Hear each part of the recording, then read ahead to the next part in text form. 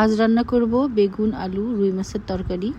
তো অনেকে মাছ ভেজে রান্না করেন, আমি অবশ্য মাছটা ভেজে রান্না করব না, চাইলে আপনারা ভেজে রান্না করতে পারেন। তো আমি কড়াইতে প্রথমে ঝাল পেঁয়াজ দিয়ে দিয়েছি, একটু আদা বাটা একটু রসুন বাটা দিয়েছি। যারা রেগুলার আমার রান্না দেখেন তারা অবশ্যই জানেন আমি একটু আদা বাটা রসুন বাটা ইউজ করি তরকারিতে। অনেকে আদা বাটা দেন না, আদা বাটাটা আসলে হজম ক্ষমতা বাড়ায়, যার কারণে আমি কিন্তু আদা বাটাটা দিই। এটা আপনাদের চয়েস, দিতেও পারেন বা স্কিপ করতে পারেন। যাই হোক, ঝাল পেঁয়াজ আদা বাটা রসুন বাটা হলুদ লবণ তারপর আলু মাছ সব কিছুই আসলে দেবো একটার পর একটা। সঙ্গে থাকুন, দেখতে থাকুন। যারা আমার এই রান্নাগুলো আসলে যারা ব্যাচেলার ভাই বোন বা নতুন সংসার জীবনে আসছেন ঠিক তাদের জন্যই, আর যারা পারেন তাদের তো বলার কিছুই নেই।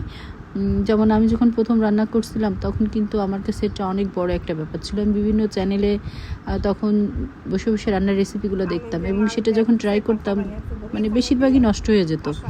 পরে ফ্যামিলিতে তো বকা শোনাই লাগতো, এটা স্বাভাবিক। কিন্তু আমাকে আমার হাজব্যান্ড সারাক্ষণ সাপোর্ট করছে। নষ্ট হয়েছে তাতে কী হয়েছে সেটাকে সে খুব স্বাদ করে মজা করে খেত এবং পরবর্তীতে আমাকে হেল্প করতো। এক পর্যায়ে এসে আমি এখন দেখেন নিজেই আল্লাহর রহমতে রান্না করতে পারি সব কিছুই, মোটামুটি এভরিথিং যা যা প্রয়োজন, আর আপনাদেরও হেল্প করতে পারি আশা করি। তো যাই হোক, কথা বলতে বলতে আমি কিন্তু এদিকে ঝাল পেঁয়াজ মাছ আলু সব কিছুই দিয়ে কষিয়ে টুষিয়ে উঠিয়ে নিয়েছি, আপনারা দেখতে পারলেন। তবে রান্নাটা করার সময় খেয়াল রাখবেন মশলাটা যেন সুন্দরভাবে কষানো হয়, কারণ মশলা যদি সুন্দরভাবে কষানো না হয় তাহলে কিন্তু গন্ধ বের হয়। অনেকে আবার কাঁচা মাছ খেতে পারেন না, সেক্ষেত্রে মাছটা কিন্তু একটু ভেজে নেবেন।